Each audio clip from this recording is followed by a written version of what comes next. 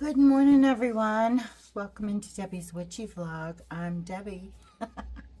Today I'm here to respond to Star the Wild Witch. She's doing the hashtag elementalfoundations, and this is the last installment, which is water. So I got out some fabric of lighthouses and docks and stuff that my mom had. We're dealing with the salvage edge. It was only a little piece. So yeah, we're working with the salvage edge today.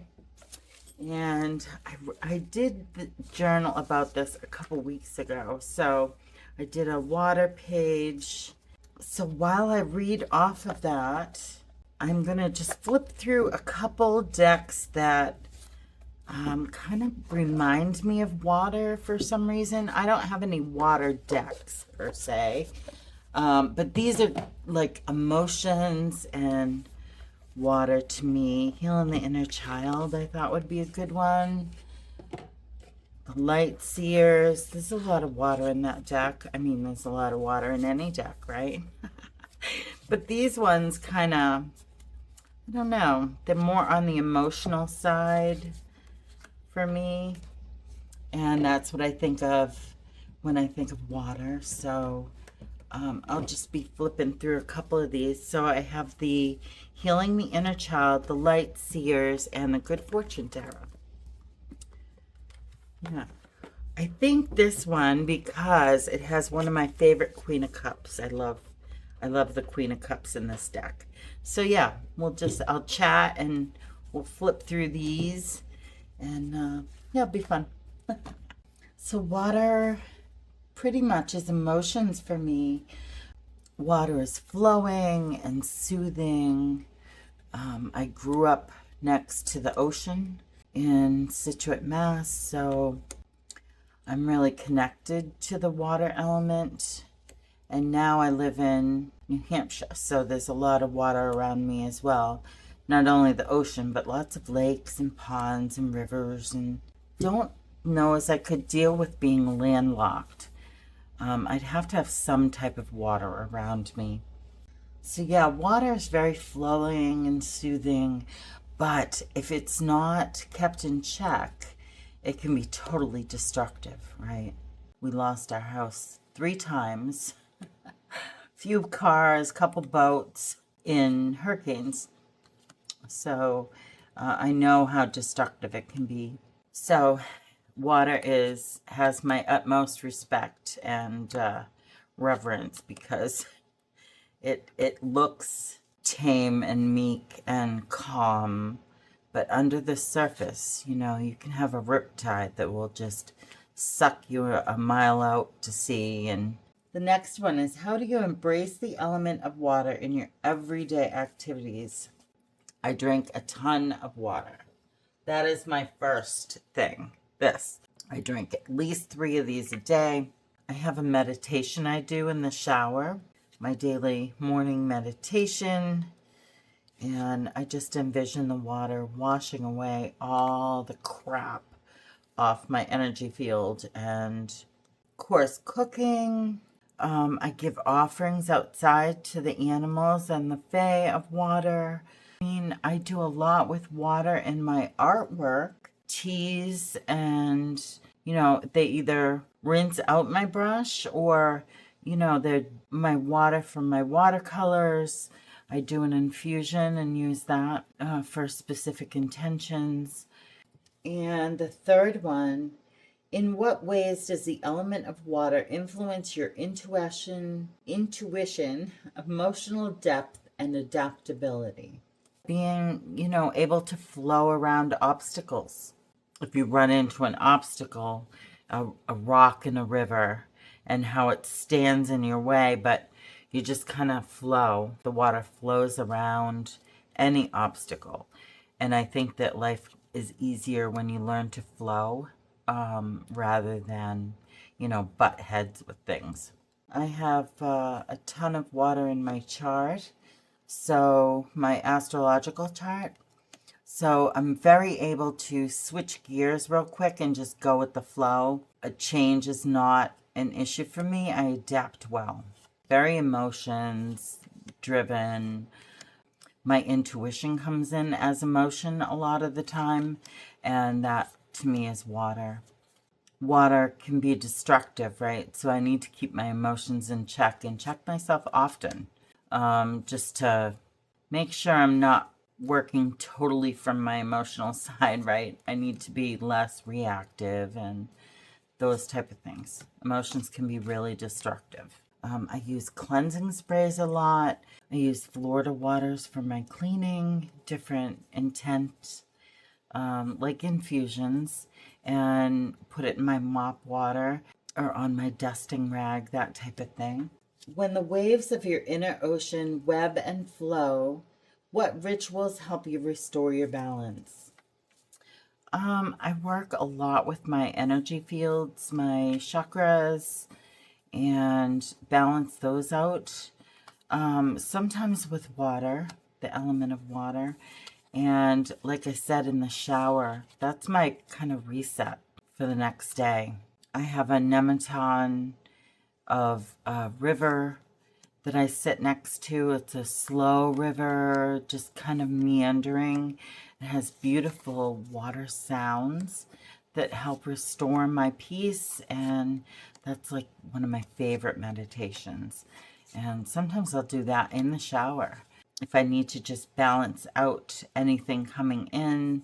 I'm very empathic, so that's very attuned to emotions and things like that. So sometimes I need to balance out what isn't mine. It gets kind of muddied sometimes, and I have to clear it out with that element of water. In what ways do you engage with water energy in your practice? Sitting out in nature, putting out my offerings. My favorite place to connect with water is, like I said, my nemeton, and here I can do it in the physical as well, at a river's edge, or go down to the boat launch in the river and just sit there and watch people fish and things. Is very relaxing. The next deck is the Healing the Inner Child. And to me, I love all the blues in this deck. In what ways do you engage with water energy in your practice? Lots of simmer pots and anointing sprays. I have my room anointing spray. I need more of it. Drinking teas for specific intentions. I loved Star's water bottle. I've got to get myself one of those. Those are great. The crystal compartment in the bottom, those are amazing. And I kind of already answered what are some ways to infuse the essence of water into your space. You could do flower essence bowls where you just put a bowl of water with the flower in it. You can make inks with it. I just discovered that my ink is all dried up. I haven't made some in a couple years, so these will be redone. I use a distilled water and alcohol, and this one's like completely dried up. That's my lavender. And yeah, so you can make inks to use on spell paper or whatever. Use it in your artwork, all sorts of things. I also love doing scrying. I'm looking for like a small black, solid black bowl that I could scry in. Right now I just use my crystal one, but it's not as sharp as it would be if it was solidly black, you know. So I'm on kind of the lookout for black bowl. Doesn't have to be fancy. In fact, I was thinking of just spray painting a regular crystal bowl, and maybe the facets would aid to it. I'm not sure. That would be a good experiment to see if the facets in the bowl would aid or subtract from the reading. Sounds like a good project. Is there a new water-focused practice you'd like to dive into? No, and the inks, of course. We gotta make new ink, new room spray, just like upping what I've already done, really. I do need to go to the coast and grab some more water, though. I am out of my ocean water, so that doesn't last very long. You kind of got to grab it and then use it right up. It goes yucky pretty quickly. So that I have to go get specifically for the spell fresh, but gives me an excuse to go shell hunting and sea glass hunting and visiting the crabs, which creep me out. It'll be a nice day trip. Maybe we'll take you guys with us. That would be a fun video to see. Oh, I did think of one thing though. I'd like to add more fountains into our gardens. We have a little bird bath, like just glass bowls that we set out for water. And the birds can bathe in them. There's rocks in them. Some of them are set up for butterflies and bees with very little water, but I'd like that running water sound. I've always wanted to do a natural swimming pool with a little waterfall, but those are expensive. We have some of the stuff. We're slowly collecting it. That will be a project hopefully from a couple summers from now. Yeah, so that's a project more on the mundane level that we'd like to do. I am going to do a fae ritual for that pond eventually, or a swimming hole. I don't know what to call it. So that's it for the questions. So let's dive into the tarot pull. The question is, what emotions or intuitive insights are you being called to explore? So for this, I figured I'd pull out that Good Fortune Tarot. I haven't used this in a little bit. What emotions or intuitive insights? Oh, the Three of Swords. Wow. So what cuts me deep into my heart? Oh, that hurts. Just that card hurts me. Okay. Okay, so I think I need to look inside, actually. Inside myself at what I think might be scars or pains, and it's all just an idea. It's not like a truth. So maybe going through what I perceive as like insults and things, and yeah, examining those interactions, and maybe it's not like I remember it. I'm not sure. Let's see what the book says. Fate. The heart is often the victim of the weapons of the mind. Yeah.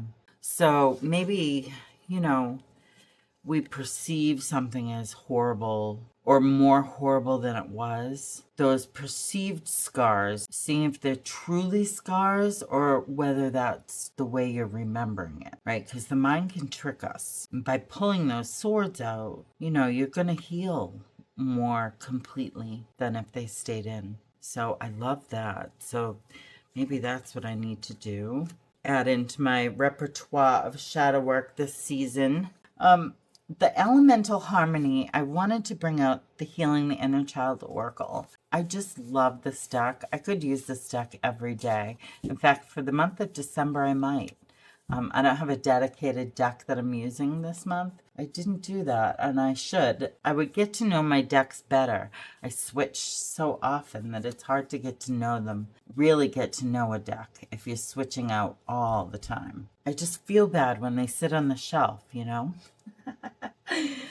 Okay, so elemental harmony. How can I harmonize and balance all of the elements within and around me? How can I balance and harmonize, all of the elements within and around me? Oh, resource. Oh, that looks like they're working together, contributing. It's like a partnership. So let's look up resource.